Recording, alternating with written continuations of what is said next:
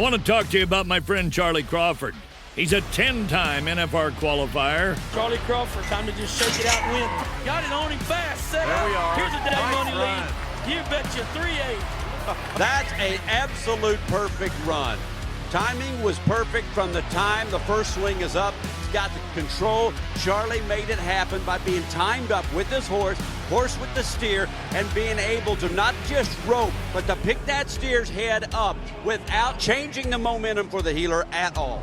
We know his beautiful wife, Jackie, all three of their beautiful children, the founder of the Liberty and Loyalty Foundation, which this year will exceed $1 million raised for military and first responders. I've said it 1,000 times. Charlie, it's time to rope, nod and ride, whip and spur. I want to welcome you to the Charlie Crawford Podcast. Let's ride. Folks, if you're in Texas or Oklahoma and need a top-tier metal building, you need to call the guys at Cowboy Steel Construction.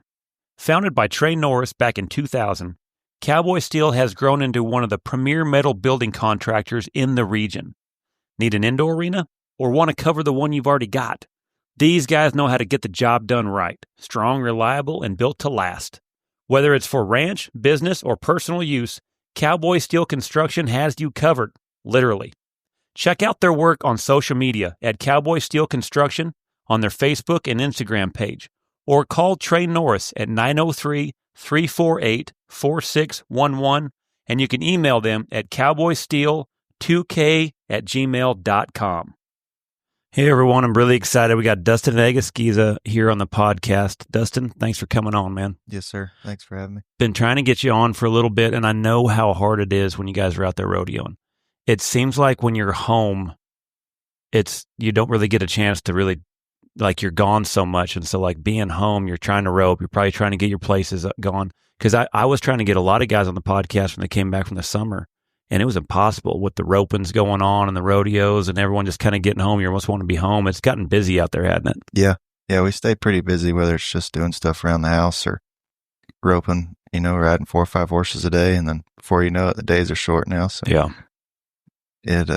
Time's definitely been going fast for me. Seems like just last year I started rodeoing, but I've been doing it for like 8 years now. Well, it's crazy. I look up and you're 29 years old and you've made the NFR already 7 times, and it's wild. Starting the first of the year, it's February 28th.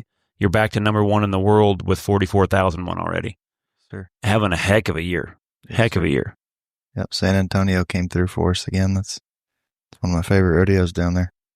Yeah, coming off a big fresh win on that one. That's a good one. Got struck pretty good over there at Fort Worth as well, correct? Fort Worth went good. I seen you guys did good in the first bracket. Yeah, we won the first 2 rounds. We got out of there with about 5,000. It was pretty good. And then also the Odessa jackpot. That's a decent one over there on Super Tuesday, the Sand Hills Classic. Yep. Came out of there, one-two'd him over there, correct? Yep, one-two'd him on my new horse over there. That was pretty cool. He's sure been pulling his weight around my place lately. It just feels easy jackpotting on him. I had a little bit of trouble, felt like, jackpotting the last year, maybe year and a half. Back in 21, we won a lot jackpotting. And then since then, it's kind of slowed down just a little bit. But now that I got this new horse, it's I think the last 4 jackpots in a row I've been to, I've won a third or better. When did you get this horse? Bought him at the end of October. And how old is he and what's his name? He is just come 7-year-old. He came from Pablo Robles down in San Antonio. He called him Snoopy, but I kind of changed his name. I call him Pablo. Yeah. He's a great horse. Pablo does a great job with horses down there. He's kind of a under the radar guy. A lot of people don't know his name yet, but I think soon to be, he's got a lot of great horses. I went down there to his house the other day and rode some more that he's got coming up, and he's really good with a horse. And this one that he trained that I got, he's the most athletic, but at the same time, cool-minded horse that I've ever had. He doesn't get stirred up about anything, and he's just really easygoing. But my gosh, it's like riding a cat, like he saddled a barn cat and trying to team rope on it. He's an athletic son. Just moves his feet really sharp. Now, is that the same horse you rode at Odessa in the jackpot that you did so good on? Yeah. So he went from the jackpot at Odessa to San Diego. Yep. So talk about San Diego, because that's a pretty good hit as well, rodeoing. You know, you're over there where the Padres play baseball. You're in Southern California, which is, I mean, I get the politics of it. You're not allowed to get over there much, but man, what a better place for a winter rodeo. Oh, man. What, 70 degrees during the day? Yeah. Like it's between that and Tucson, there's probably not any better place to go rope outside, huh? Yeah. Me and Levi, we've never had much luck at those baseball stadium rodeos, and they're just so cool. You know, you want to do good at them so bad, but they're also on the same hand kind of hard to get to. So most of the time we fly and mount out or send horses or something. And this time we said we're driving it. So we drove it from Odessa straight to San Diego. Oh, you drove it? Yeah. And I mean, what a venue there. That's pretty awesome. I was actually pretty nervous about my horse. His first rodeo was the slack at Odessa. So he's never been to perf before. And, so you seasoned him at Odessa. Yeah. And if you haven't seen the perf at San Diego, they have a lot of fireworks, and there's nowhere to hide from them. Like you're just right there. You're right there in them. And so he got seasoned and thrown in the fire fast. Yeah. I mean, I was pretty nervous about it the whole drive out there, and he handled it like a champ. He did. Because this right here, this is the short round right here, isn't it? This is the money run. Yeah, that's the last one. When we were watching it, man, he just holds that lane and he allows you to kind of place your rope where you want it. But when you rope, man, I like how he steps out, but then keeps the horn up. Yeah. Like he doesn't side pass out with his shoulder out. Like it looks like as soon as you roped, like I love you, it stays right between the reins. Easy to get ahead of, it looked like. But then when he steps out, his butt's under him, his shoulders stay up, which allows his feet to move good. And man, his finish looks awesome. Yeah. He likes to run out there kind of in his own lane, which I like. I don't mind that at all. He doesn't want to go too narrow by any means, but he just kind of stays out there in his lane. And then after that, he's kind of got that joystick feel, you know, you can kind of go wherever you want to. Yeah, that's what it looked like. He's ready to turn around at any time. Mm-hmm. Yeah, he sets up good for the finish because he keeps everything up. Yeah, that's it. He looks cool. And then there's some feet pedaling and moving. It looks fun. Yeah, I've never rode one like that before. I love that horse. What, when you got that one going, what, you that's the one you also won San Antonio on, correct? Did you? No. Is that the same horse, or is this a different horse? This San is a Antonio? different horse. Yeah. Okay. I just bought one from his name is Colby Avery. He owned him, but we've all seen Jake Orman ride the horse. Okay. He rode him at the NFR a little bit when he made it that year. And So what's your plan with this 7-year-old? What do you call him again? Pablo. What's kind of your plan for him as him being? You can tell he's going to be great. So like him being young, what's kind of your plan with him to stay going on him? Yeah, I rode him at Odessa because I only had 2 horses at the time, and I needed another one like this one that I just bought that I rode at San Antonio. So I had to ride him there in San Diego, but I'm mainly just going to pinch him in at like Tucson the other day, and Houston coming up. He's going to Houston and kind of the outside. You can ride him Houston? Yeah. Stuff this out there a little bit. Out there, just kind of, you don't want to get him too tight that young. And the way I like to rope, I'll ruin a horse in 5 rodeos if I rope the way I want to rope on a 7-year-old. So just try to keep him working good, and I think he will. I think he might be kind of the answer for the 4-unders too. As good as he moves his feet, I might try to ride him at the American and stuff like that. But he won't go to Austin, San Angelo, none of that stuff. So we're finding San Antonio here. So you killed him in your first bracket.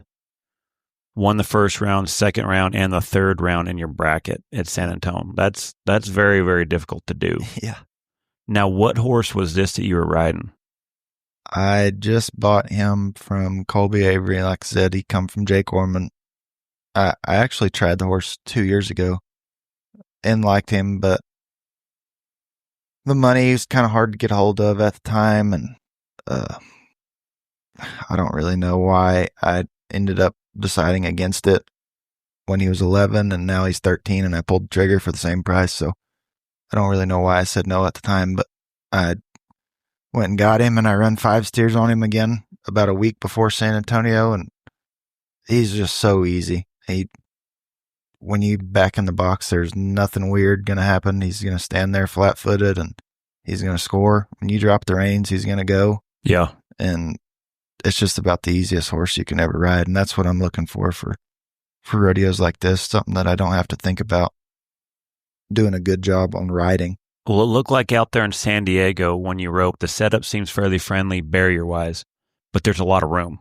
Yep. Like when you rope, there's a lot of left fence, a lot of room where you can use a horse, kind of get the right angles. How much did you win at San Diego? I think we won 27,000. 27. Yeah, 25. That's a good one. Yeah, that's going to one rodeo. That's a good rodeo hit. And then we're watching now the first. You said this is the first round at San Antonio? That's the first one. Yeah, first round, and you're 3-5. Yeah. What? And there's a 3-3 there. Is that did they say the arena record? Is that correct? Clay Smith was 3-3 in the COVID year when they had in the other arena. Oh, okay. In the Got Freeman. Got it. And then 3-5 was the arena record in this building. Because to me, to look at a 3-3, I don't see where you can shave any time off watching this run. Man, they do kind of look a little bit alike looking at them, though. Yeah. The two horses. All three of my horses look pretty similar color-wise.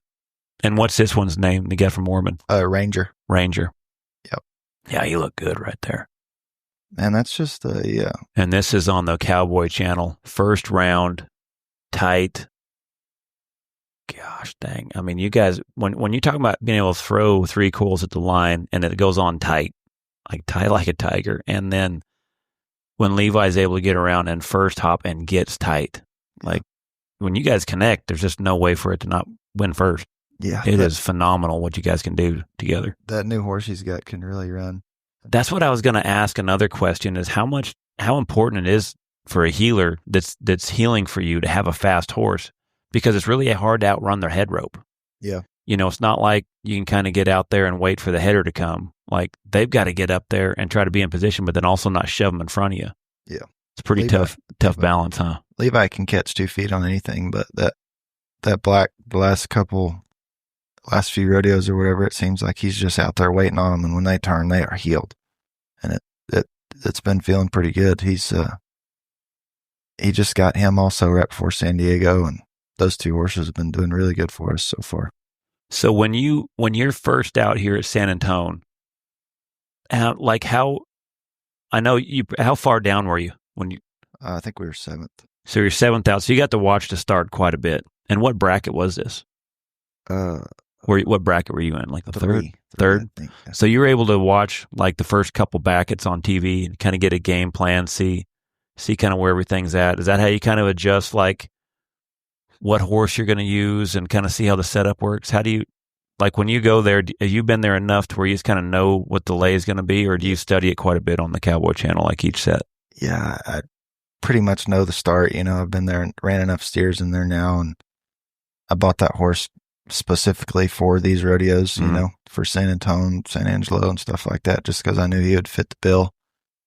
In a rodeo like that, it kind of lets me just have fun, like you got 3 chances to win a first. And I know one first is not guaranteed every time, but a lot of times that makes it. So when I go into that, I can just look at it like that. I've got 3 chances here to just win first, and then kind of the pressure's off where you can go make your run and you're going to win a first. And then if you advance one time, then you got 2 more chances to win a first to make it to the finals. You can either win the semis or you can win the wild card.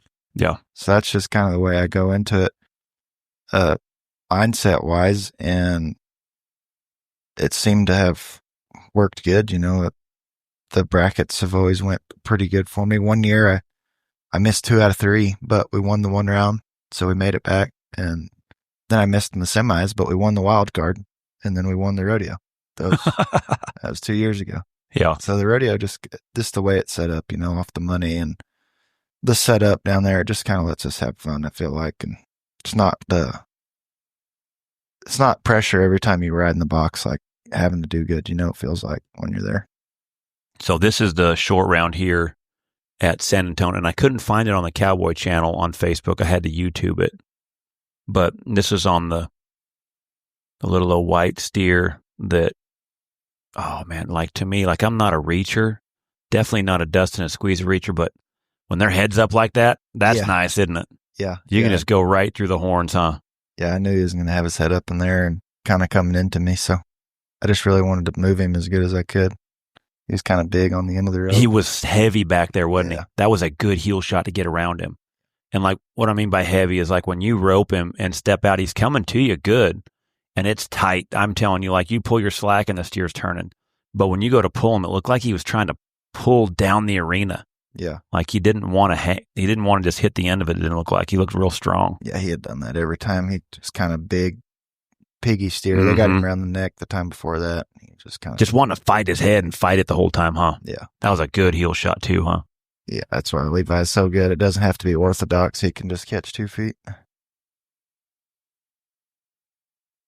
Gosh, that is how you assassinate some horns right there. Golly. I can watch it all day long. They are out clean, no penalties, 4.1. Yeah. Just the consistency of being able to get ahead of that horse and be able to throw at the line. And he did come with a good hanger cleanup shot, didn't he? Yeah. Because he had to. That's how that steer handled, huh? Yeah. Yeah. What you got to pull off something. It ain't going to be perfect every time. Yeah. So like when you're, help me kind of break down a little bit of like, when you're roping right here, what are you focused on? And what do I mean by that is like you've learned how to reach so good. I'm a little bit green here on YouTube, so this thing notoriously wants to go to a commercial. I can cancel that. There we go. But when you bring your first swing up and you're able to hit that timing, and you do it almost every time. But like, what are you? So like when you nod your head, what are you focused on from the time you bring your first swing up? Like what do you look at? You know, because like you've almost. It seems to me most of the good headers nowadays all heeled first. Yeah. And it seemed like to me you learn how to have your hand up higher, and you learn how to feel the bottom of your strand really good. Where it seems like a lot of, you heeled for a long time. Clint Summers healed for a long time. Driggers healed for a long time. Speedy healed for a long time. Clay Smith. It seems like there's something too with being able to heel with your hands up higher, where it gives you so much more control in your long game. Yeah. For me, when right there in that situation, I don't do very good focusing on more than one thing at a time. So the only thing I'm focused on right there is making sure I get out the barrier. That's the one thing I have in my mind when I ride in the box, when I turn around, when I hit the corner. I'm making sure the steer's head's looking straight. And other than that, all I'm thinking about is getting out of the barrier, and the rest of it's kind of just what I've done my whole life. Mm-hmm. It's just instincts, just black out, rope the steer. But yeah, I see what you're saying about, I think that the angles have a lot to do with reaching, that your hand's got to be up and you have to have a little bit of left angle on it. If your elbow's down and your swing's flat, you can't send it as far. You just push it and it doesn't quite get there. It has to have a little bit of angle on it to where it can get, when you're releasing it, it's over the horns, that way it drops down to the horns. Yeah. Cause it seemed like, when I started, competing and winning, it was going through the Jake Barnes era, Charles Pogue era, Matt Tyler era, where if you had a running horse, you were going to win jackpots, you were going to win a lot of rodeos, because back then there were so many more two-headers. So I learned a lot of right to left. My angle was down further on the right than it was the left. So mine was down angled, so when I got in position, I could draw my curl back that way. Well, then Speedy showed up. Then it started getting a little bit further, a little bit further, a little bit further. So each time I had to tear my roping down and bring it back up, what I kept noticing is how I had to learn how to get my hand up higher. And it wasn't natural.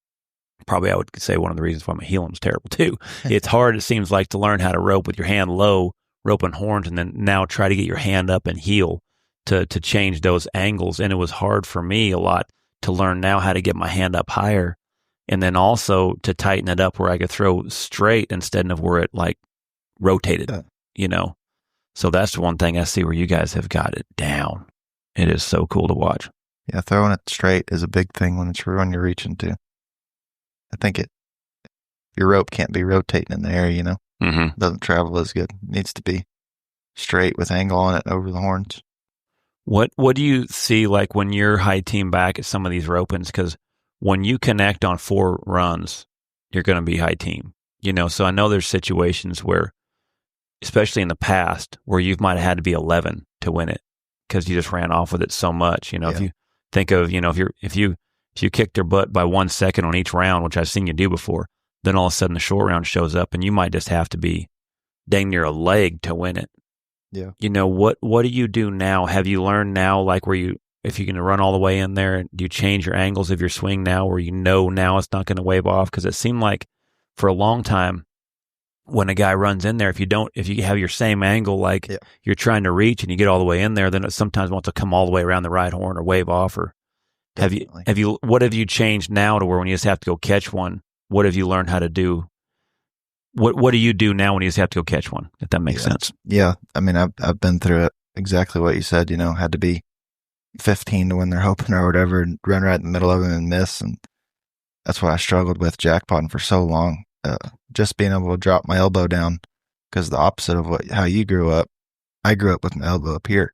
So when I first came out here, I had none of the dropping the elbow down and just wiping it on the steer right to left and just having the confidence of knowing that I could run as close as I wanted to and catching the steer without being out of my comfort zone, So I worked on that a lot.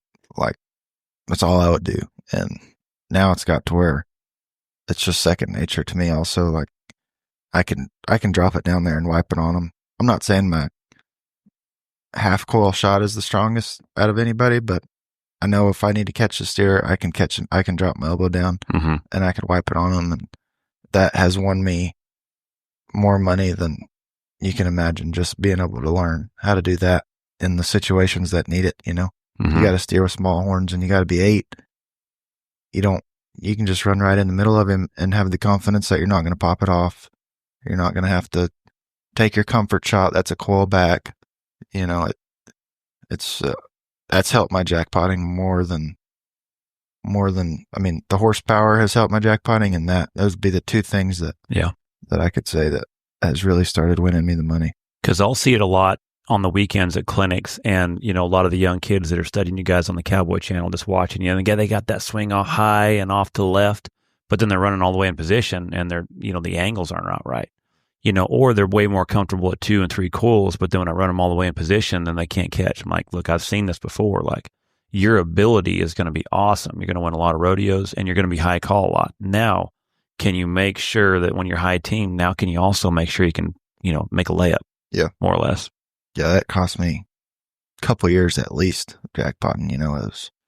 It kicked my butt, and I couldn't figure it out, and it was so easy. It was right in front of me, just watch how other people do it. And drop your arm down, wipe it across. Speed helped me a lot. Because I bet Speed went through it. I know Driggers went through it. I remember watching some of that a little bit too. In those 2 years, I spent a lot of time at Speeds, and he helped me. He helped me a lot with it. Changed my game for sure.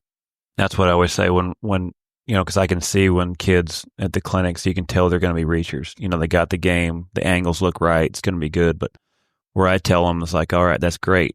Don't want to take any of your confidence away, but then I put them in a situation where they got to be 11. Now can you finish? Can you finish the roping?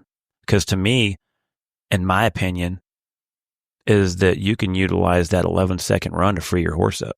Because when you're reaching enough, they're going to start getting short on you. So this is a great way to be able to run that sucker all the way in there, free him up, and then go finish the roping and win your money. Then you leave the roping to where you blasted him, you won the money, but then the last one you got to free your horse up. Yeah. Yeah. So I try to use it in a way where it builds and kind of keeps the horse going as well. But as I know I've seen you in those situations before too, where you just had to finish and then he was able to run up in there, you got the horse all the way in the spot, he held it, sawed it off the horns, turned him and went and won it. And then literally you left that jackpot with your horse freed up and won all the money. Yeah, that's a good feeling. Like Odessa was kind of similar to that. You have to go at them at Odessa. The arena's so small, so go at them all day. 8 steers in a row with both guys, first, second callback, and then had to be 8 maybe to win it or to go the lead, second callback, and that's just literally keeping the steer in the arena at Odessa. So I drew 2 decent steers and was able to run my horse in the middle of them and set them up easy for my healers, and that's that was a really good feel. That's fun, isn't it? You know, yeah. When you only enter twice and you pitch a no-hitter, 1-2 them. Boy, that was a long wait for the short round, though. You don't want to mess that up. First, second callback, you got to wait 5 hours to run your short rounds. Yeah, I forgot about that too. Yeah, they put it in the perf almost with the Super Tuesday and everything they have going on. I forgot about that. Yeah, what a good week between what you win at San Diego. You won 27, and then that same week you won the jackpot at Odessa. That's a pretty good jackpot. I won 13 or 14 at Odessa, and I won 25 or 27 out there at San Diego. Another good hit. And then what did you win at San Antonio? I won 23 at San Antonio. Last week, I won 10 at the 11 at the Serby, and 6,500 at Tucson. Because you won the first round at Tucson, correct? Yep, won the first. So it was a 1 and a short. So you won the first round at Tucson. You win San Antonio on Saturday night, correct? Yep. Then you drive all night to Tucson for the short round at 2 o'clock? Yep, got there 2 hours before it started. Roped, high call, lost my rope, turned around, drove to Texas. From the highest of highest to the lowest of lows. It's funny within 24 hours how it can go up to down, huh? Oh man, that was a rough ride home for me. I was fighting it. And you said you hadn't been to Tucson many times. That was only my third time. That was it's just not the easiest to get to with the short round. You know, end up driving 52 hours for one rodeo that week. So, you know, it is crazy in the fact of, you know, the wintertime is the least amount of rodeos you can go to. You know, we got Denver, Odessa, Fort Worth, San Antonio, Tucson. From January to going into March we're talking 5 rodeos. Yeah. But it's amazing though, with how they're ran with the tournament styles, how hard some of them are to get to. Yeah. You know, if you end up getting the first set at San Antonio, you've got to figure out, if you make the short round at Fort Worth, how to get a trade. You know, they overlap each other, and then trying to juggle San Antonio and Tucson to be able to make the first round and the semifinals and back and forth. And if you make both short rounds going back and forth, it can be a juggling act. That's why I always tell everyone, like when they're here, it seems like now there's a little bit of a break between now and Houston.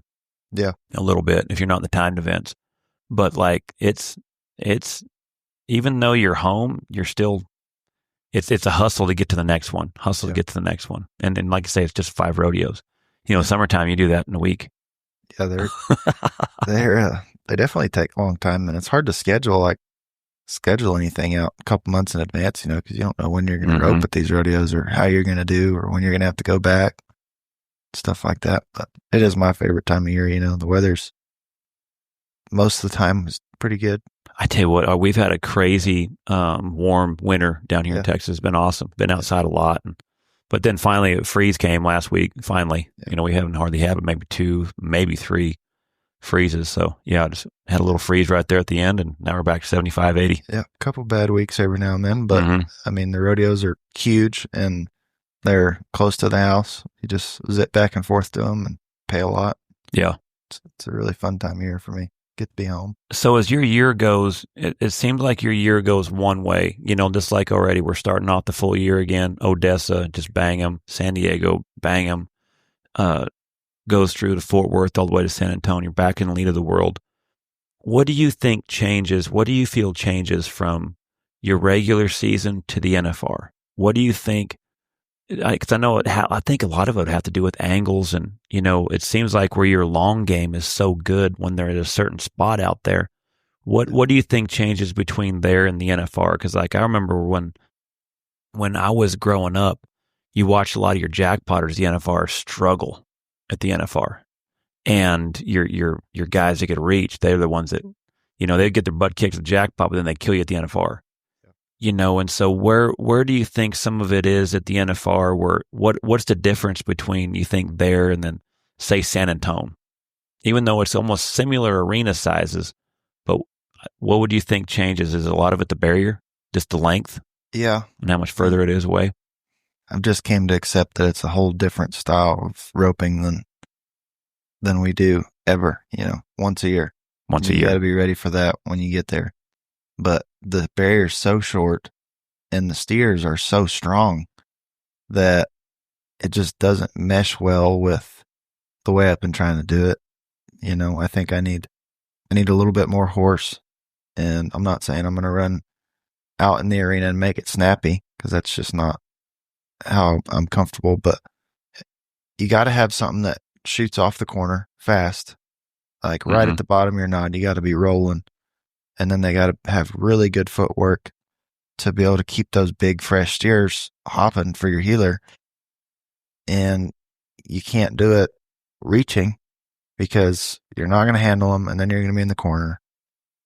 So I've just been trying to like put it all together where I'm getting the start, but throwing fast at the same time. And sometimes my angles are a little bit too high, but I think it's really just a horse deal. Like, I'm curious what that 7-year-old's going to do in there with that foot speed and being able to collect. And, when what do you have 55 feet from the middle of that pre-foot chute to the left fence? Yeah. So foot speed to me after they rope to be able to match that steer and pull him back to that corner. That one looks like he's got some skills to do it for sure. Huh? I think he'd be phenomenal in there. Just keep him running all year and then get him going with the gates before the NFR, and maybe just set the run up just a little bit more in the arena. Not going to take any extra swings, but just kind of ride through the mouth of the box, set the run up. I think that's all it is. It doesn't. I know what's going wrong when I'm there. There's not much I can do about it without the transportation. It's unreal that matches that situation. Yeah. It's hard. It's a really, really, really hard place to rope. What do you think is one of the best horses you've watched there that is like, man? Because to me, I go back to Viper. You know what Speedy, like that horse was, like you said, he was flat, but he was fast footed. Yeah. He allowed you to he would stay the same distance on that steer, but then he wouldn't plateau out. He wouldn't flatten out. He was flat, but he still had foot speed. It looked like. Transmission looks good there. Transmission looks good. As far as foot speed and finish and stuff like that. I love Coleman Proctor's horse. That bay. My gosh, yeah. He goes right to the pin as fast as he wants him to, and then he can duck him or he can go up the arena a little bit. He's going to pull the steer, and he's going to be looking at the heeler whenever he throws.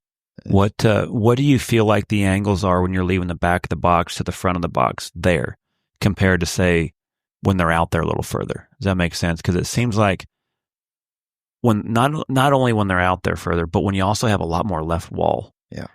Just like we talked about when you were in San Diego, when you stick it on them right there, you got so much arena to the left. It almost seems like you can be wider and make that steer hit and use the arena and still be fast. But that's hard to do in the NFR, because if you run wide at all, you don't have as much room to the left. About the time your heeler throws, you're almost at the wall. Yeah. It seems like it's a tighter angle to get to the steer so you can bring him back up to the corner is what it almost seems like. But I know Speedy did a good job with that on that Viper.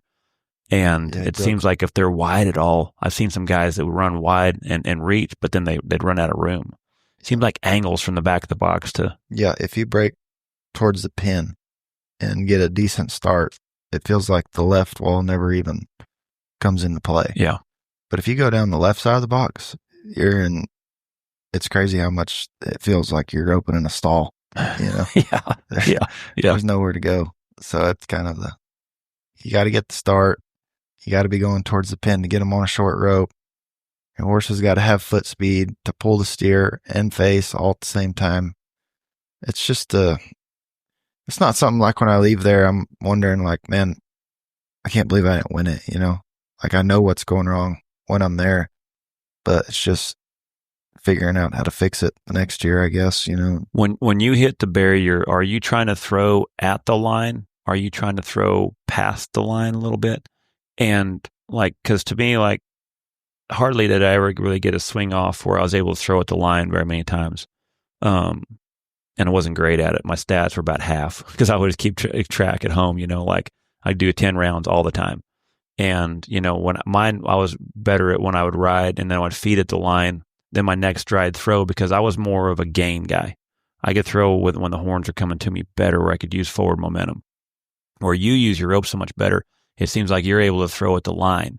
But if I got a good start and fed at the barrier, it felt like I was about to cool back if I got a good start on a good one. Does that feel about right when you're there? Or when you're throwing at the line, is it 2? At the NFR? Mm-hmm. They feel, a coil or less maybe. Yeah. They feel like they're really close if you get a good start. It's It seems like if you hit it just right, it seems like they're about a coil away, if I remember right. Yeah. A runner seems about 2, maybe, especially if they step. It seems like if they stepped off to the right, then it almost seems like it's 2. But man, if they stay straight and you nail it, it did seem like it was about a coil. But I wasn't sure where when you throw at the line if it was further or not. No, they don't feel that far away. If you get a decent, I've had it feel far away, you know. Me too. Yeah. But if you get any kind of decent start, they don't feel like they're too far away at all. That's the hard part. Isn't heading the horns. It's just what you do after that, getting them on a short rope, setting it up. That's what's hard. Mm-hmm. I agree with that. It is dissected down to where, you know, that, and what you've done, like I say, watch at San Antonio, when that rope goes on and you go to the horn, it's already tight and they're turning. It is phenomenal how tight you guys have gotten. And I would say, like, throughout the year, watching your guys' highlight run reel, how was it? North Platte last early summer when you guys just annihilated one in a rainstorm. Yeah. Remember that one? Yeah. I mean, you guys got to follow this guy's social media and watch some of the unbelievable runs. The first round at Ellensburg. Did you guys win the first round? Yeah, that was probably my highlight run of the year. That had to be probably, as far as assassin goes, I would say, you know, you're the Chris Kyle of the snipers, and I would say that had to have been the longest the longest confirmed kill of the regular season. You know what I'm saying? Like, that was so far away and just whoop tight. That was so dirty. That was one that may never replicate itself again. I don't know how that worked, but I know it's cool to have pictures on the wall, but it would be cool if we had runs on the wall, and that would be one that I would have had on the wall right there. Walk up there and push the play button. That one was so dirty. That steer was nasty. He wanted to, like, cut the healer off, but we were first run on him, so we had no idea, and I just, reaction, as soon as I'm getting ready to throw, he kind of peels off to the right, and then it's just, it went from being a pretty high percentage shot for me to he peeled off to the right to now I hope I catch something, you know.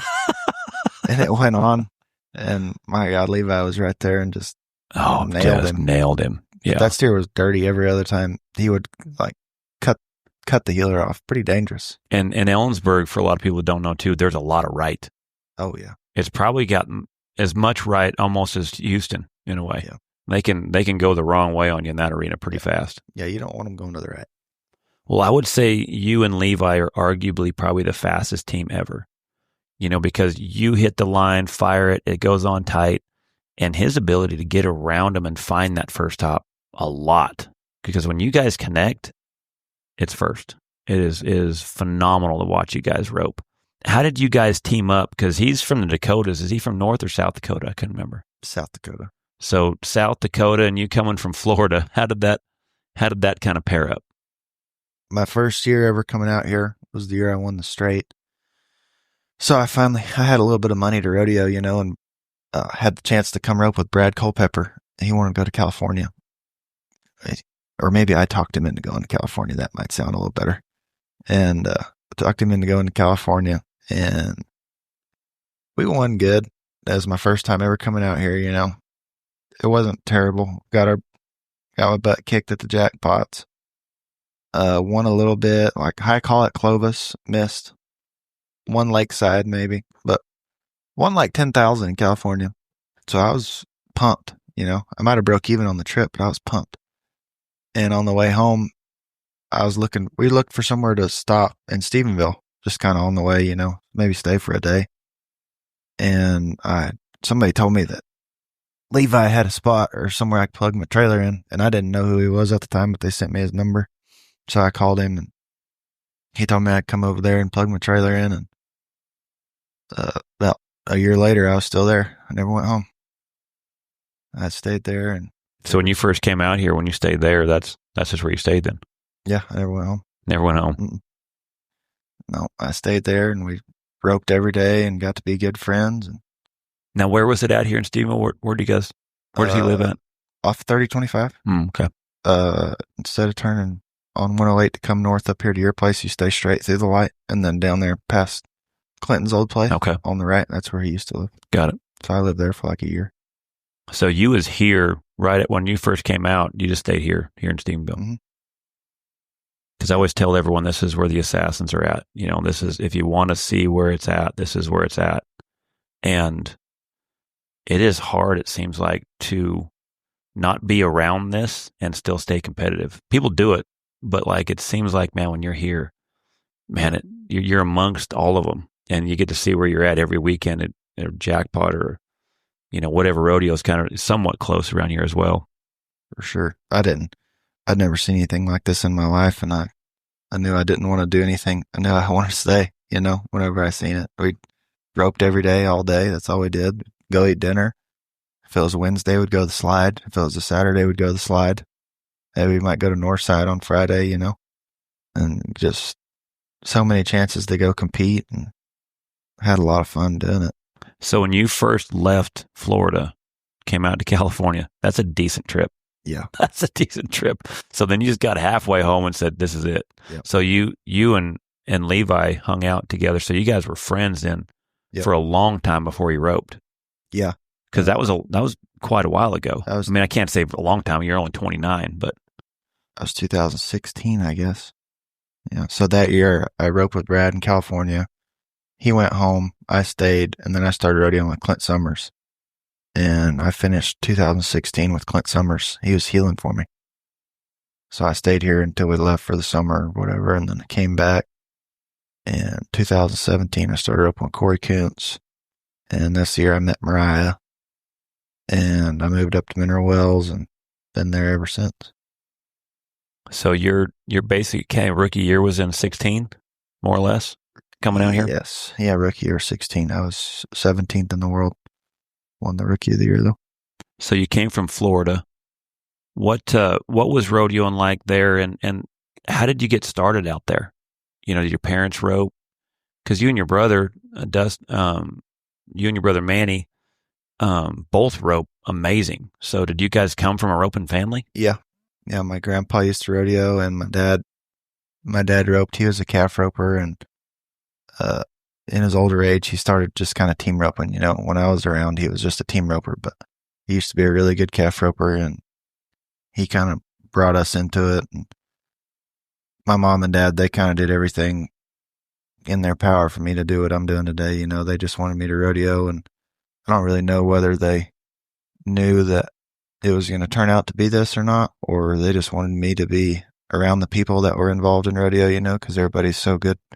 Everybody's so good to be around, and it's a great group of guys to hang out with, but I don't know why they wanted me to be involved in it so bad, I guess, but they dang sure put everything into me being a team roper, and that's all I did. Ever since I was born, I grew up with a rope in my hand. So did you start off heeling first? Yeah. Yeah, I heeled till I was 16 or 17.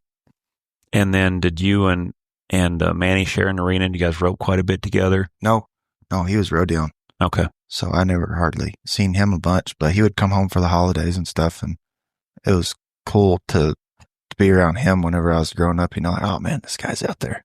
He's out there with the big dogs, and I thought that was really cool, and I always looked up to him my whole life. Well, you guys' swing, both of you guys have a great swing.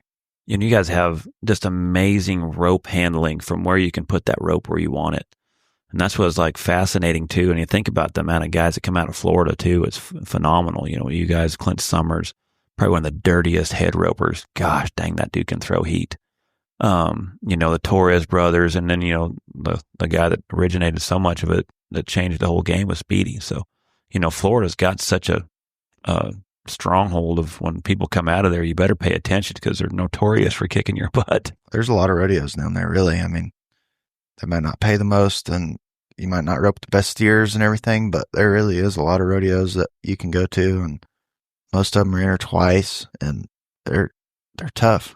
You need to be short four at them. From what I don't know, the last few years what they've turned into, but when I was there, it was tough. Me, Caston Peavy, Nelson Wyatt, Bradley Massey, Kevin Daniel. It was, when you went to them, you weren't going up there to play around. They were all entered twice, and it was dang sure who was the fastest, Yeah, entered twice. That makes it real tight then. Yeah, and you went to gives you two chances. And you went to 4 a weekend. This episode is brought to you by Corvive. Corvive has a great line of products that I believe in and use every day. Their product Hydrate isn't just for quenching your thirst. It's packed with vitamin C and zinc to give your immune system a little extra boost, especially in this Texas heat. I don't do a clinic, podcast, or a pre-workout without their product Energy.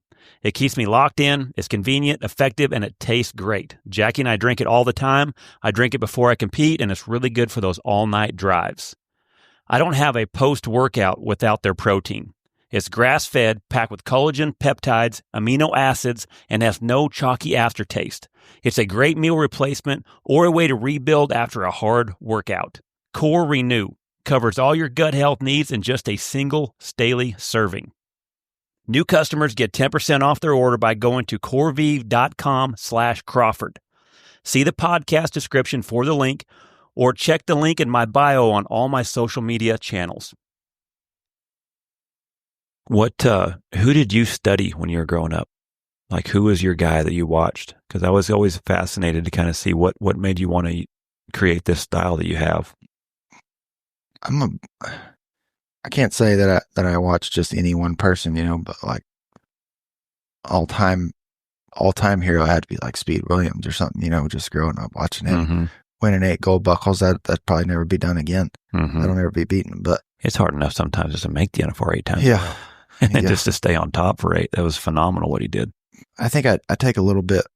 I was a big watcher though. Like I took a little bit from a lot of people. And I watched a lot of Driggers growing up, just probably because he was down there and I knew him.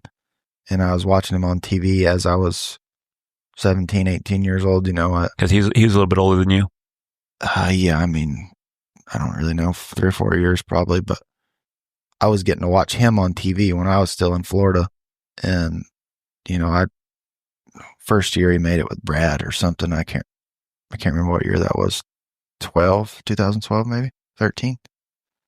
But just guys like that. I took a lot from everybody and just kind of tried to make it my own. Yeah. Because it seemed like Speedy started it.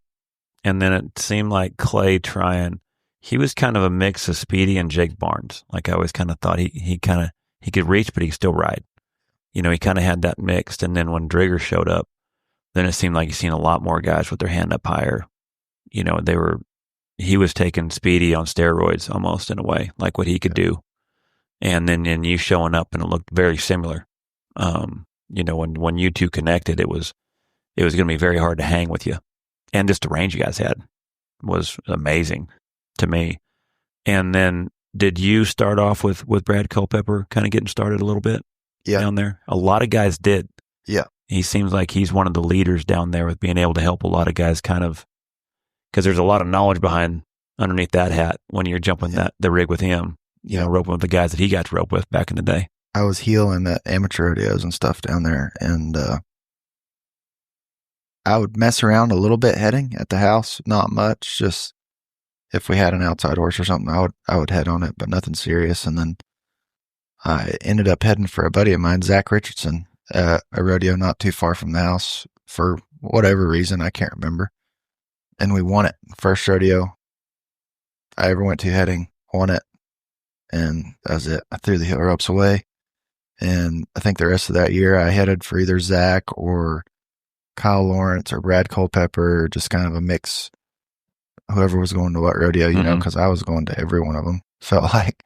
And I roped with those guys, and Brad ended up taking me to California and stuff, or actually the straight is what allowed me to come out here. I roped with who did I rope? I roped with Caleb Anderson and Kyle. I won it with Kyle.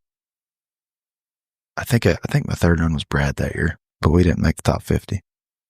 And then that was a George straight when it was in Bernie. Yeah. And what year did you win that? 16. And who'd you win with? Kyle Lawrence. Yeah. That has to be a pretty good bump right there to when we first come out here, man. That's the biggest one that we've had. Yeah. How much did that pay back then? Like $115,000 a man. A man.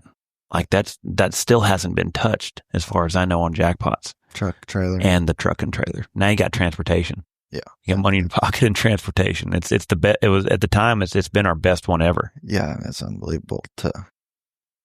Obviously, I drove from Florida with intentions of doing good, but we were a 15 team. That's crazy. That's so crazy. Are we actually going to win it, And then I'll be danged if don't do it. Our day, I guess, That is incredible. It's our day. Man, what a shot for confidence. And then also that's opportunity. That's now you got transportation. You got chances now to go find horses, and that's a heck of a hit. I had no money, no truck, nothing. Just kind of getting by, And after that, I don't know if I'd be sitting here today without that. You never know. It is crazy. That one hit shot to the arm right there that can change everything. Could be working at the Sailborn still. What was your plan B? Because for me, mine was shoeing horses or riding horses. That's kind of what got me to where I could make a living. I always told everyone, I shot enough horses, and I knew the sound of when a shoe was sprung when it hit the concrete. Yeah. Or if they pulled a shoe and a 3 feet with shoes on hit the concrete, sounded different when that sounded flat-footed with barefoot. Yeah. And that was always a sound of lunch for me. That meant that lunch. That was lunch right there. And so I'd crack them tools out, man. But that's how I got by to where then when I started roping better and was able to get around the better guys, and then I started learning more. I roped good and I rode good, but I couldn't win. I didn't know the technique of winning. Tyler Magnus was the guy that helped me so much with learning how to put it together and learn how to make a run and win. And so the better I got, man, and when I first started, it was either I'm going to shoe horses and ride horses, which I didn't love, or my dad said, then, if that doesn't work, then you're going to have to get a job at Les Schwab's. Yeah. Because that's going to be a guaranteed paycheck and you're going to have a good retirement. And so those were kind of my plan Bs. And so when I had a rope in my hand, it felt like life or death, because I didn't want to go down that. I wanted to see the NFR. I wanted to see what it was like to tour the whole world. So my plan B, I didn't really love it. Well, that drove me in a lot of ways. Yeah. What was your plan B you feel like was going to be coming out of Florida? Man, I don't think I really had none. I worked at the sale barn and I rode horses for a guy named Trey Young. He had a TV show and stuff back in the day, and I loped circles for him and rode colts on, I can't remember, it was like Tuesday, Thursday, Saturday or something like that. And then I worked at the sale barn on Mondays, and I scrapped up enough money to go on the weekends just to the rodeos, That's all I did. And once I got that feeling of winning 4,000 in a weekend at amateur rodeos, then I don't think I ever had a plan B. It was just burn the boats after that. I was just doing it with my rope after that, and it ain't easy. No, it's not. It's not. But I always talked about, I kind of changed my perspective as I've gotten older. I've always told everyone, man, if you're going to rope, man, there's 3 things to be a successful roper. First, man, you got to be able to rope. You got to be able to put them rope around the horns, whether they duck their head to the right, left, lower their head, no matter what. You got to learn how to put the rope around the horns. Because in a jackpot, if you don't catch, you don't win nothing. So you got to be able to make sure you can turn the steer. Then horsemanship. Learning how to develop that left hand, the feet, to where you can hit that start and you can get to the right spot. You can set up that handle, face. Learn how to develop those. And then after that, I said, man, you got to learn how to win. The mental game is so big. But what I always talked about was I always thought everyone out here, one of the layers that I've seen on everyone is everyone worked hard. There's talent, but to make it, there's a lot of hard work that goes on to being successful. But then I always thought too was when I looked at, okay, now what changes between Trevor that can rope good, Trevor that's can ride good, Trevor that's got an unbelievable mental game, as good as anyone as I've ever seen. And he worked hard and he was talented. What I realized later in my career, what kind of held me back, I think, from being any better, I would say was my attitude. I didn't realize till a little bit later. I don't think my faith and relationship with Jesus was close enough where I had a better attitude. I was really mad when I lost. I was really hard on myself. I was hard to be around because I wanted to win so dang bad. I couldn't put the flames out inside of me where it didn't show in anything that I did. Like I ran hot, because I didn't like plan B. I didn't want plan B. It was like, I faced things more life or death than should have been. And one of the things I always give you so much credit for too, other than your ability, was your attitude. Man, you're one of the nicest guys out there and always had just a level attitude. Always just, man, I never seen you high or low. but like it seemed like your attitude was always so good that it seemed like you might miss however many in a row, but you still was going to be feared the next time you nodded your head because you just kept such a good attitude about it. Like you can't miss every one of them. Sooner or later it's going to hit. And to be that gamer for that range, you almost kind of have to have that, don't you? Yeah, it's tough. You're going to miss a lot, and I mean, heck, the other day I drove 13 hours to Tucson and I lost my rope and I was pretty mad for 30 minutes, but you can't do it in public. I don't think you can't let it come out. I was mad inside. I was mad at myself.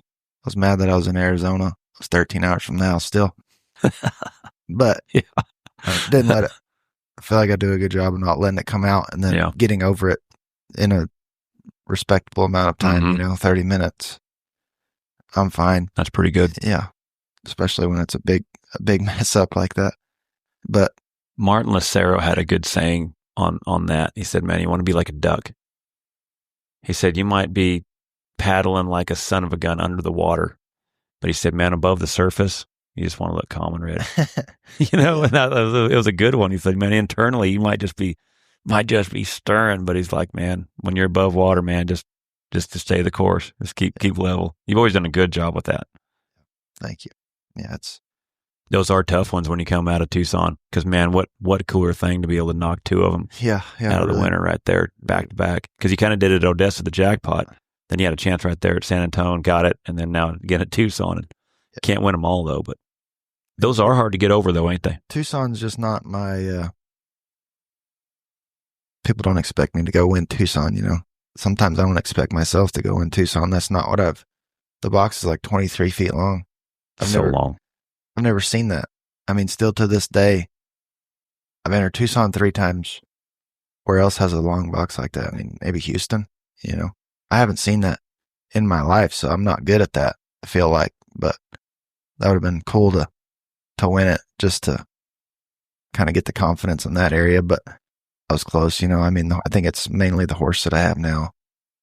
Doesn't matter the box or anything like that. He's going to allow me to do more stuff that sets the run up, be faster and out in the arena. So still, I took the positive off of it. I got the start and headed the steer just like I wanted to. I just missed my dallies. So happens. Yeah. What is your take on, when you talk about guys that use, it seemed like there's 2 terms, and Driggers explained it really good one time. I asked him, some stuff, and he was like, man, just pick who you kind of want to emulate your roping on, but try not to do all of it. He said, man, if you want to use your rope, Dustin Egusquiza, that's the guy that's going to use his rope. If you want to learn how to use your horse, I think he talked about the example of Chad Masters and now you look at some of the guys of, Clint Summers. I would even think now that Clay Smith does a good job with it. What do you think the difference is between using your rope and then using your horse? It is, I think it's situational also for a lot of guys. Like, there's some scenarios where, like, say, Tucson, you need to use your horse. It doesn't matter how good you are with your rope. You can't hit the barrier and be loping and send your rope. It's not going to work. You have to use your horse. You have to be able to rope good at the same time. So it's a big mixture of both. And now I feel like I've got in my career where I know the ins and outs of a rope. There's only so much more that running 100 steers a day, that's not going to do much for me, I don't think. Like, I've already roped the dummy and run thousands of steers. So now I try to work more on my horsemanship. I have 3 pretty good horses right now. And when I rope, I try to work on that, just how to make that better, how to make them respond to what I want to do better, for different stuff. And that's what I work on to try to make myself better currently. But I think that's just depends on what kind of guy you are. If you're the horsemanship guy, buy you a $10,000 practice horse and send it over the chute 100 times a day. That's what I had to do. That's exactly what I had to do. Yeah. That's the craziest thing. What would help somebody the most is the cheapest thing. Just buy you a horse and have fun. Because that's all I did my whole life growing up. Well, that's one of the things I'd love to ask you is how did you learn how to do it? What were some of the things you focused on? What were drills that you would do to learn to throw that thing so stinking far? I mean, like I said, watching people do it on TV, I'd go out there middle of the night, just rope the dummy from as far as I could, just all night till I couldn't stay awake anymore. I would do that every day, whether I had a friend over or I was by myself or couldn't wait till the next day to saddle up and send it over the gates, And when I was healing and I did end up heading in the practice pen, we went fast. That's what we did. Like there was no jackpotting or nothing like that. We wanted to go fast all the time and come out here. Even when I got to Stephenville, I mean, I was still 21 years old, I had practice horses and that's all we did all day. We went at them. We had horses that we slide on and we'd practice on, and they had 40, 50 steers a day, and wasn't very hard on them because they were just loping around the chute, But, But how did you keep steers working or going? You don't. Man, I've done this a little bit, and man, it would toast them pretty good. It seems like it was really good if you had a bunch of guys that needed their steers slowed down. Yeah. Where you could kind of knock them down a little bit that way. But man, to own them, man, you'd have to buy them, rotate them a lot. It seems like, or steer saver. Yeah. You keep them running. Yeah. You get good at scoring after a while. Yeah. What were some drills that you did? Like, did you literally just learn backing in the box and just going at them? Or did you rope the dummy? Was there some things that you like studied or drills that you did where you kind of got the feel of it? No drills, I can say, really. Like I said, just my main goal was seeing how fast I could rope this steer, and from that it went to how far can I let this steer out and get my rope on him as fast as I can, So then I was seeing, instead of just going with the gates and heading them, then I was seeing half around and trying to make runs, and then it just gets harder and harder and harder. Yeah. And I just had a craving to perfect that, I guess. What adjustments did you start seeing that were like it started connecting? Like for me, one of the things Driggers helped me with, because I was bad to almost throw and hold on to it and then pull my slack too early for one too, because like it's got to travel, right? And he was telling me that, like when he was helping me a little bit, he would just tell me a couple little things, but he was like, man, throw more at the right horn because then it's going to travel and kind of open up, where I would like follow through, like I was close, right? And that was one of the things that really helped me a lot. And then also knowing that it can't rotate. It can't go right to left. You can probably do it still at a coil. It's pretty tough at 2, but that's about as far as it'll travel. Right to left's going to go a certain distance where it's just going to rotate. Where then you learn how to throw straight. Mm-hmm. Like you learn how to, well, that's something you just always knew how to do. You just always had a feel for? Man, yeah, I can't say that I ever had this day where I learned that and I went out there and worked on that and I learned that, but it must have just been from being so obsessed with it growing up and watching the people that I wanted to watch, and how they did it, that I just kind of evolved into that because I just studied and emulated and did it. Yeah. I never had a guy tell me, hey, you can't throw right to left. You got to throw straight over the top. I was just out there having fun doing it. And then I'd go inside and watch videos. I went to a Walt Woodard healing school when I was 10 or 11 years old, and that's the only roping school I've ever been to. Everything was from watching from me. I think that's visuals. I think that's a huge thing that people don't take. You can learn so much by just watching it, slowing it down. I watch a team roping run 10 times over still to this day. If I see one that I like on Facebook, I back it up and I keep watching it. Have you figured out how to screen record? Yeah. That's a good one. Yeah. Because, man, these reels nowadays, especially, were like I like watching the futurities because I like watching the horses and stuff. Yeah. But, like, for me, they'll slow-mo it just to the right spot, and those cameras are so good. And I can screen record, and I just watch those all day long. But, like, that shot, some of this runs that you guys make, that's where I think so much the Cowboy Channel has done a lot for a lot of guys that they can watch those runs. We might have had to, 20 years ago, we would have had to hear about that shot at wherever you're at there in North Nebraska, North Platte. We would have had to heard about it. Well, now we can watch it, because there's so many runs now that are able to be recorded, and you got Facebook. So there's so many runs. I feel like now with technology, you can study, huh? Yeah, for sure. That one at North Platte, that was a bad storm we got in over there. Yeah, they can get hairy over that time of year. Yeah, it wasn't raining. Tornado season. Yeah, it wasn't raining too hard when we roped, but when we put our horses in the trailer and started driving, it was some of the worst I've seen. Yeah. Yeah, but just the setting of it with the rain pouring down, and you guys there was it was like watching, I remember a long time ago I watched, it was on Sports Center, and it was Tom Brady, and he was in spring training, and it was when he was with the Patriots, and he was backing up to pass, and they were throwing footballs at him, and they were just bouncing off his helmet. They have the elbow pads, for the linemen where they would block and stuff like that. They were throwing everything at him. And he just it would bounce off. He might neglect it, and he'd find the open receiver. It was like no matter what the distractions are, you're still focusing on what's going on. And it reminded me of that because the rain was just falling down. I'm sure there's a tornado close. Yeah. There's all these distractions and nothing. Just found the steer in a rainstorm from 3 coils back and just, I don't know how fast you guys were, if you're 3 or 4 flat, but it was a rank run just because of the environment, what all was going on. Yeah, 4.6 maybe. It was just cool though watching it. It was unreal.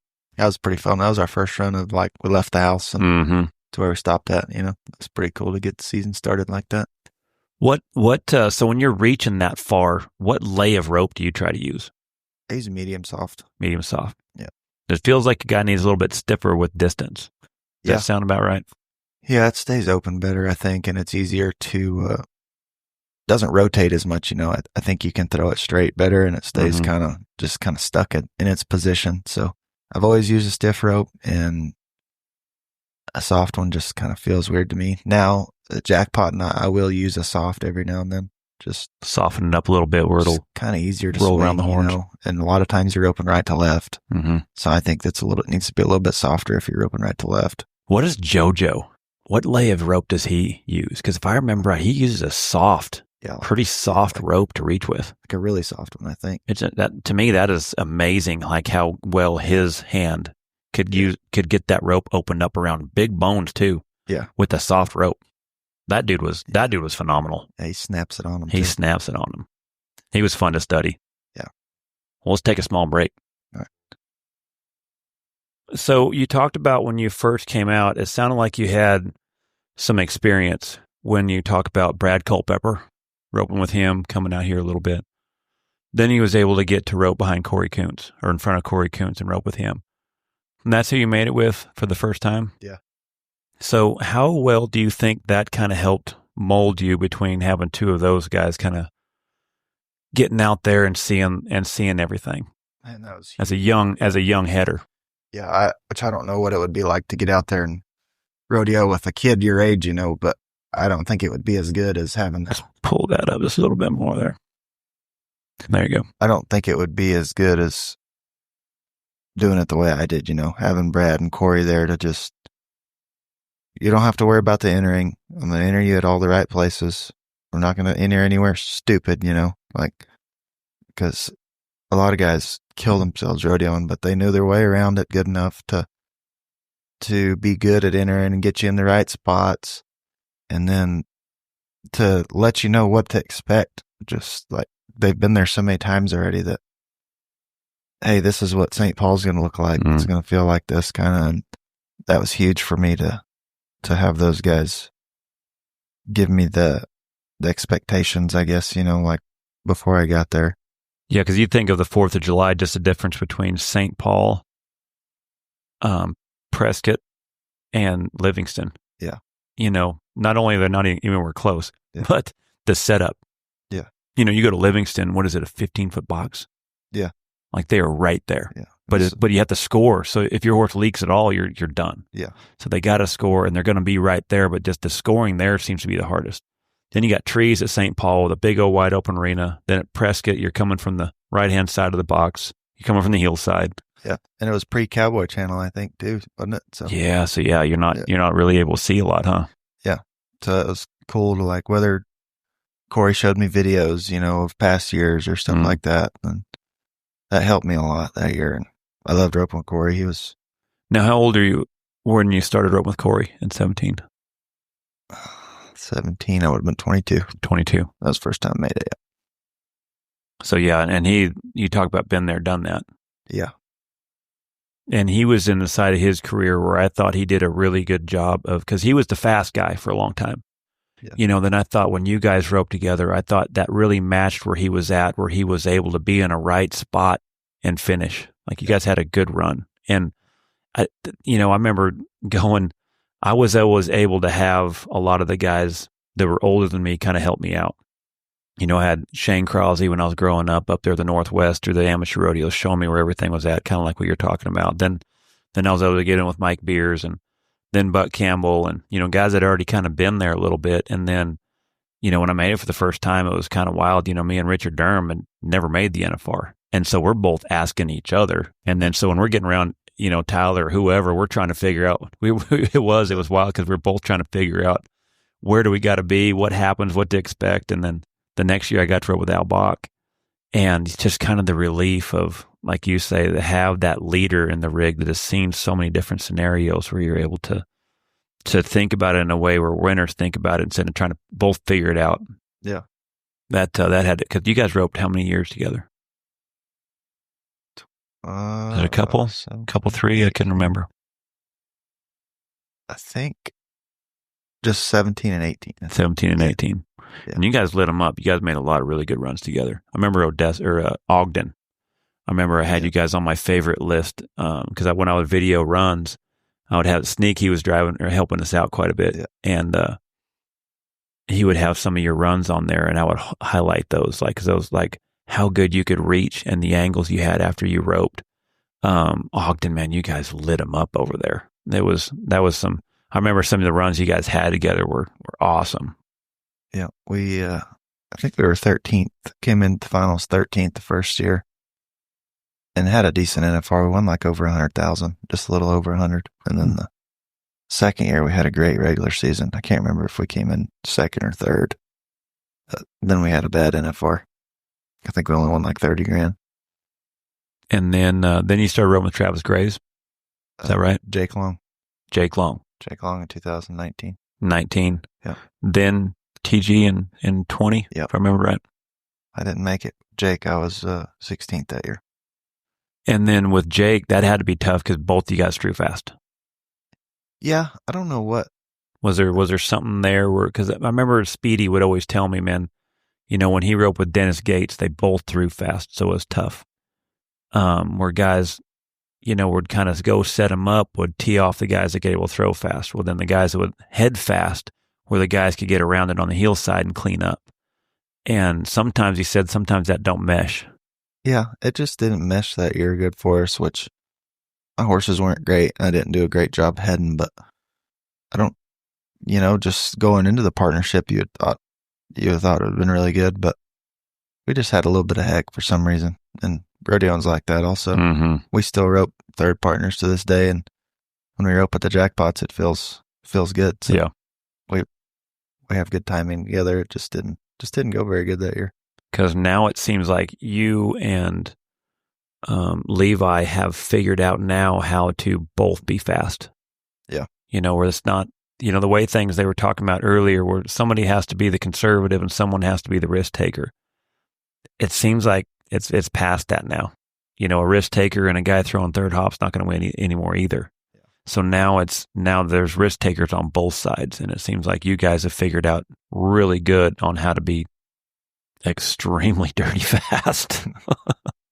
Because it works. He's times where you're at to be able to find that first shot. Yeah. We found a good rhythm. Mm-hmm. Seems like he's always, like I said, it doesn't give him some transportation. He's going to be there and catch 2 feet.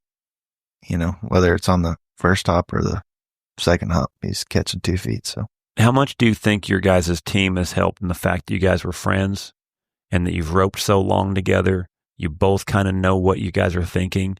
And then the pressure of you guys being friends and being partners is almost, because there's been some, like when I roped with Logan, we should have roped after 17. And when Joseph was going to go back to, he was going to retire, right, and go back to showing, he didn't retire. He just kept on winning like he always does. And I always like to kind of kick him in the gut on that one. But, and he was like, man, you need to rope with Logan.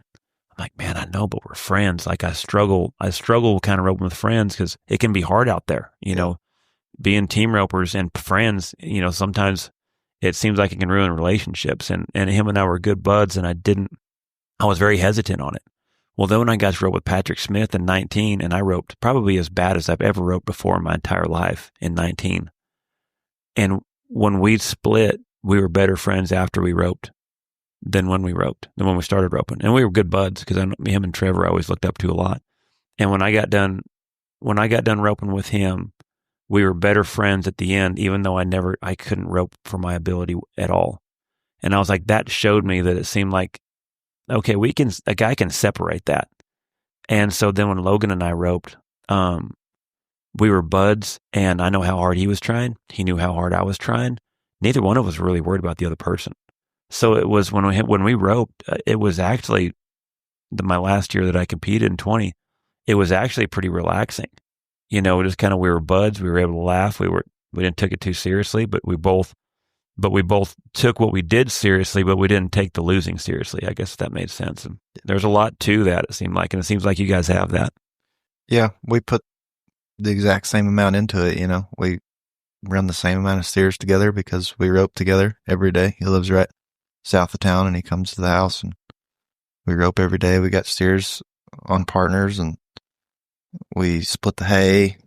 That's all we do, really. If one of us goes and ropes with somebody else, it's very occasional. Like the only steers we run together is with each other, so we know each in and out of each other, I guess. And I assume for him, it's probably a huge deal with the timing of heeling and stuff. Just kind of knowing where I'm going and heading. I probably know when he's throwing before he knows when he's throwing. You know, like I can feel when he's throwing before I turn the steer, whether it's going to be like right there on the corner, or might take an extra swing on this one or something, you know, so it helps me just with the timing of pulling, facing and stuff. So when you guys practice together, what does that practice session look like? Do you guys just gun at them? Do you guys kind of train? Do you mix it up? Do you guys switch ends? What all do you guys do? Yeah, anymore, I'm not the guy that runs 100 a day. I don't really enjoy it as much anymore, you know, and I think if you're not having fun doing it, then you're probably not getting any better. I hear that. It needs to be fun. And I felt like when I tried to rope with Patrick, I was trying to keep up with Luke Brown. Yeah. And I was toasting myself. Honestly, like in the fact of what you're saying, running that 100 a day. Yeah. And then when Logan and I roped, we'd probably rope for a couple hours, but it was just enough to be sharp, get done what we needed. And then he might go play golf, or he might go play basketball, or, you know, go do something different. And it did, like, I hear exactly what you're saying. It did keep it a lot more fun. I'm the same way. And that works for some people. Some people need the repetition. And I think Luke has fun roping all He day. loves it. Yeah. He's diehard. He loves roping. He loves team roping. And I do too. But when it's 90 degrees outside, I don't want to ride 10 horses and run 100 steers. I want to ride 4 horses. I want to run 5 steers, maybe 4 of them. I'm running slow steers, just kind of going through the motions on my horse. And I might make one realistic run. And if something feels bad that day, I might work on it the next day. I might run 3 or 4 steers on that horse. But for the most time, I'm running no more than 5 per horse, and maybe not 4 horses a day, 4 or 5 horses a day. You know, that's about all I have ever standing around there. So, do you guys switch ends at all over there? Oh yeah, just kind of having fun. I figured you probably did. Yeah. Usually at the end of the practice, we'll do a little swapping ends. And how good do you feel like heeling does for your head? I think it's good. You know, the hand-eye coordination is huge in heeling. So it seems like when you can heel, you can almost do anything. Honestly, because I mean, I've seen healers, they can rope the calves easy, they can head easy. Seems like there's so much too when you're able to, when you can figure out how to hop a steer in time and feel a stiffer rope. It almost seems like than anything else after that. You have so much more better feel after that. I'll tell you the biggest thing that I think is changing now, and that's going to make team roping tougher, is roping goats. Like, I grew up roping goats a lot, and I think that's what helped me with my rope handling. I would stay out there. I had a goat arena in Florida, and I would rope goats whether it was by myself, chasing them in circles, or I'd have buddies come over and rope them with me. And like, you look at the Tryon kids, they have a goat arena and they rope goats all day, every day, or they used to. And look at them now. Like, the heading and the heeling of the goats is like from a small age, it helps with your hand-eye so much, and that just transfers over to a horse so easy. So all the younger kids out there, and I feel like you see a lot more roping goats nowadays. I see them a lot of the jackpots for sure. Yeah, a lot of these kids are roping goats, and I think it's just going to make them better in the future. I'm definitely going to have my kids goat arena. Yeah, there's a lot to that, and they're cheaper. Yeah. You can get a lot of runs and a lot of reps in that's got a somewhat realistic feel. Mine was a cowboy toy, and that wasn't really very realistic, but it was at least something to do when you're inside. But yeah, I could see where goats now, they're cheaper, and you don't need a horse. You don't need the practice horse, but you can get a lot of reps. Just that sucker leaving when the gates bang and then heading it. Yeah. That's one. But then also, too, oh my gosh, the timing. Yeah. The timing you got to get to be able to heel one of them. Yeah, you got to be insanely good with your rope to be good at heeling goats. And what is some of the good ones you've done? Have you staked out the goat where you chase around in a circle? Where you learn how to heel? Not a lot of staking out, no. Just a lot of goat roping. Just going full contact. I still love it to this day. I'll go to a goat roping. I got to go up there in Idaho with some friends of mine up there, and their kid had a goat pen, and I never got to do it much, and I hadn't done it in a while, and I forgot how fun it is. It is a lot of fun. Man, I went to one. It was right before the NFR, maybe in November. Lane Cooper put it on. It was over there at the John Justin. They had, I don't even know, 800 teams. Wow. Maybe. It was $10 a man. They had 800 teams. I entered 100 times. Both ends. Halfway through the first round, I realized that I had messed up. It was kind of hot in there. It was like muggy, and it was a long night, but it was so fun. That's fun. Yeah, that's a lot of goats. Yeah. Them goats get sharp after about 800 runs, huh? That's funny. That's a good perspective on kind of what you think that a guy can do to tighten his run up and get reps. Like I say, that's a lot of ways to get reps right there without having to have the cattle and having to have the horses. That's a good perspective. And I didn't grow up with the horsemanship fundamentals either, so I feel like now I'm working on that later in my career than I did early, we talked earlier about, being able to use your horse and use your rope. Speedy found that out. It seemed like Speedy learned how to use his rope early and then later figured out how to use his horse. When he went from, had Viper that could do all of it in a way, but then started kind of backing him up and using him at the shorter stuff. And then he had Bob that he won all the BFIs, the George Straits, the Cheyennes, Salinas. I mean, that sucker could just run, so it was cool how he evolved.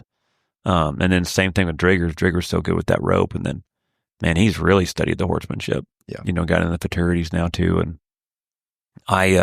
just the futurities have helped me so much understanding more of just the footwork and the principles of being able to finish the run and set up the run as well.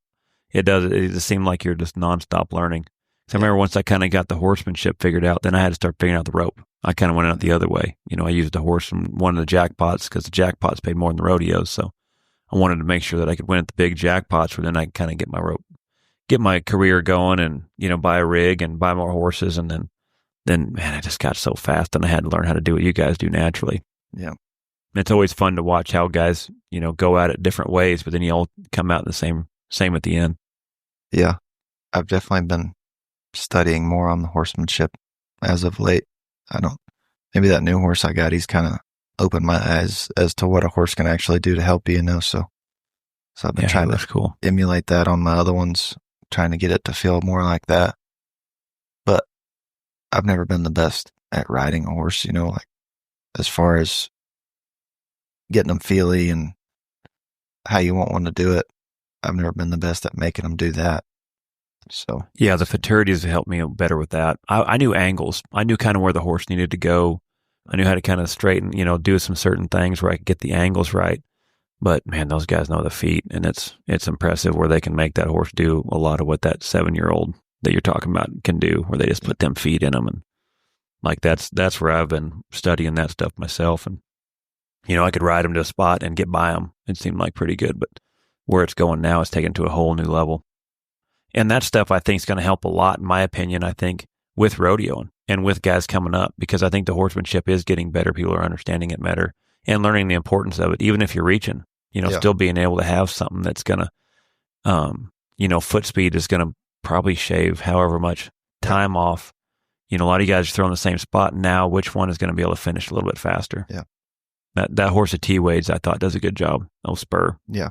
That one does a good job of when he goes to finish. He's got some pretty good foot speed. Always had a good finish. And yeah, that's a hard thing about throwing where we throw at now. Like T-Wade can throw right at the mouth of the box, but Spur can be not running to his full potential across the line because he knows what he knows where T-Wade's throwing, but then when he gets a hold of the steer, he's still moving his feet fast enough to be able to turn around. And that's hard to find in a horse. And it's also it's even harder to make a horse try to do, Yeah.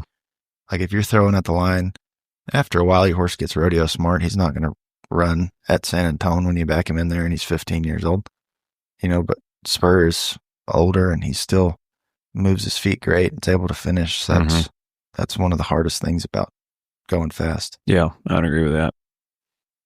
I remember one of the things that I've always loved watching was, like, say what you talked about, just how good you could handle that rope. And I remember when Jackie was out there rodeoing and I'd retired, and she was going through some swing things, and it was funny because it was one of the first times where in the summer I'd ever seen her really struggle with her roping, because when she would rodeo, before it got mainstream, they'd be able to go rodeo on the weekends, come back home, train horses and rope all day, rope all week, and then go to the rodeos on the weekends. So they always came home. They always got to rope. Well, you know how it is when you get out there on the road and, you might run 5 calves in 1 week, where they're doing that times 20, at home. Yeah. And that's all you get to rope. No place to practice. So it's amazing how much you can lose your feel. And I remember she was like, I'm just trying to find my swing. And I think you guys were maybe at Sheridan, and I told her, I said, go find Egusquiza. Go find Dustin and go rope the dummy with them. Like, watch how good, he can. Remember you guys were out there roping the dummy. Yeah. And I said, video it. I said, I'm telling you, video it, because he will be able to figure out where that breakaway rope stops and goes. And I said, I bet within 5 runs, he'll just have it where that thing will snap on. And I remember she videoed you watching you rope, and she was like, oh my gosh, it is just the most amazing thing. Because just your rope handling, like you say, the goats, the heeling, the things you guys do is with the feel you have it's phenomenal. And she said within 5 runs, you knew exactly where to put that thing. And she said she studied a lot, but yeah, your rope handling is amazing. And even being a team roper, I just knew you'd be able to figure out where the neck is. Yeah. And it's just handling that rope. Like say the goats, I think is a good analogy too, where you're talking about learning how to do a lot of different things with your rope as well. So many things I think that the young kids, you're trying to find different things for them to stay busy with, different tools. There's plenty of head dummies out there. I think one of the cool things too is, the Smarty sleds, where you can learn how to heel, lace the trap. Then they got one that hops. But you talk about the goats as well. That just takes a whole new level to be able to learn how to maneuver your rope and get a feel of a run in the arena without it being really that expensive in a way. Yeah. When you think about practice horses and cattle. Yeah, I think if you're wanting your kids to grow up, be it team ropers or whatever, get them a goat arena. Especially if they have siblings that get out there and have fun, and if they enjoy it, they'll take to it, and that's all they'll want to do. Me anyway. I don't know that maybe I'm different than most kids, but you see it with the Tryons and little Michael Camelot, Denton Dunning. I know they all roped a lot of goats, and that just transfers over. You can start from the time you're 5 years old, you're roping goats, and then when you're 12, 13, you're getting on a horse. You've already got the roping figured out in those amount of years, so now you're just riding the horse and doing it. It's pretty easy to transfer over. Yeah, that's a good one. Well, what you say is next? You said Houston. Houston's coming up. Yeah, Houston on the 10th, 11th, 12th. And then after that, you guys going to California? I guess Austin will be next. Yeah. So after Houston, then you got the Austin, Houston, Mercedes, then Austin. Then Austin. Yeah. And what about some of the big jackpots coming up? What are some of them? Is Lone Star Shootout? Is it in the spring? Lone Star Shootout is sometime in March, 23rd weekend maybe, something like that. What other big jackpots are coming up here in Texas? The Patriot is on Thursday. Hmm. It's 10,000 added, $750 a man, I think. It's usually pays pretty good. I'm going to that one. And Lone Star Shootout. What else do they have? Yeah, they don't have the the wildfire anymore. So it seems like the Lone Star Shootout. And, the Ace Ashford Open is on March 15th. okay. And the Crawfish Open in San Antonio is on the 14th. Okay. Yep. And then it seems like then in April would be San Angelo. Because it got moved to San April. Angelo, BFI. And then the BFI. Yeah. So that'll be coming up this spring. Actually, the Austin Finals is over the day of the BFI this year. Really? The short round in Austin is the same day as BFI this year. Wow, that's interesting. Yep.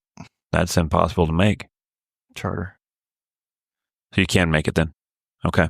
I don't know if you make the short round, if you can make it might or be not. tight if you make short round then. Got it. Yeah, but somebody's trying it. I'm probably sure, 12 teams. I'm sure. They make a short round are probably trying it. Everybody's going to be trying it. Yeah. Because on paper, I think that's probably one of your best jackpots of the year is a BFI, isn't it? Yeah. Is that 75 a man? What is that now? I think it was 85 last year. 85 last year. They took 125 last year and they cut it down to 100 this year. I think because of kind of the Austin time. Got it. Trying to shorten up the time just a little bit for everybody. So it may not be as much. May not pay quite as much in this. Pay 75 this year. Yeah. Still one of the best ones of the year. Then the Lone Star Shootouts, trailers. Yeah, that one's. You won a few of those. Yeah, I've got a few trailers in the career. I'm still missing the BFI. That'd be a good one. I really want that one. I was high call once, missed, waved it off. And then Kojo's Open, I think to me, that one has the opportunity to go where George Strait left off with his Ropens. I think that one could be the game changer going forward, in my opinion. Man, that was one of the coolest deals I've ever been to. The gala that they had the night before that or whatever, I think they had like 10 charity items and they raised like $750,000 for the foundation that Cody's wife was wanting to raise the money for. And the roping was just first class after that, brand new truck, brand new trailer. Mm-hmm. They don't even have to pay any money. That's a big enough prize right there. Yeah. But I think the team count's going to get bigger this year and the money's going to get better. And well, especially when that thing fell apart last year. Oh man. Everybody watched that. So everybody, I almost thought about cracking out. Honestly, that there will make a lot of people show up. Because man, if I go make 3 good clean runs, that's money. Yeah, I was sick. Which is great. It gets more teams in it. I was sitting in the stands watching it sick. Yeah, it is wild how some of them can float that way because I think it's the first time that, a lot of guys have had a chance at a truck and trailer in a while. Everyone's excited about it. So, everyone's just gunning at it thinking that I'm not leaving here without that thing and I'm okay with missing trying to win it. Yeah, when you got a $180,000 rig sitting there, then I ain't roping for second. Mm-hmm. Because that's a Ford truck, correct, and a Bloomer trailer. Yeah. So they've stepped up now what first place is with that thing. See, I think sky's the limit on where that thing can go. That one's going to be a game changer jackpot-wise, I think. So what, I know you're on X Factor quite a bit, and that's a good way for guys want to binge watch some pretty good reaching. They got a lot of your runs on that, correct? Yeah. And then your social media, being able to watch a bunch of those runs. I watched quite a bit on YouTube too, but yeah, and I remember X Factor had a lot of your runs. A lot of your runs too where you kind of broke down a lot of reaching on the dummy. Yeah, I was supposed to shoot with them yesterday actually, but I think we're going to do it next week sometime. Maybe do it a little more recent one. I haven't done one since last year, maybe before the NFR, 2 years ago. Well, yeah, any of the young kids wanting to learn that long game, be on that X Factor, be watching for that because there's none better. How you do it and how easy you make it look and man, I just love rooting for you from the sidelines from watching you guys all year long on social media. And, I didn't realize, I forgot that you're still that young at 29. So, the world titles now are, in my opinion, it's just how many you're going to want to win. But so it's cool to watch how good you've gotten. And it's fun to see now where you're dissected it in different ways. But, I always like it too when you see friends rope and be able to win and, to be able to get a world title with one of your best friends, I think it's going to be pretty cool. So rooting for you guys. I think it's going to be exciting. I really think this year's your year and you're off to a good start already. Thank you. Well, thanks for coming on the podcast, man. I appreciate it. Yes, sir. Thank you. All right, man. Ropers, are you ready to step up your game? My online course, The Basics of Roping, is built for beginners, but packed with tools to help ropers of all levels sharpen their skills. With over 2 hours of instruction, frame-by-frame swing breakdowns, when to turn your hand over to keep your loop open, when and where to let go of your rope so you can get the horns in the middle of that loop. Over 15 dummy drills to simulate real-life runs. You'll have everything you need to improve. Go to charliecrawford.training and follow the link under the course tab to get started today.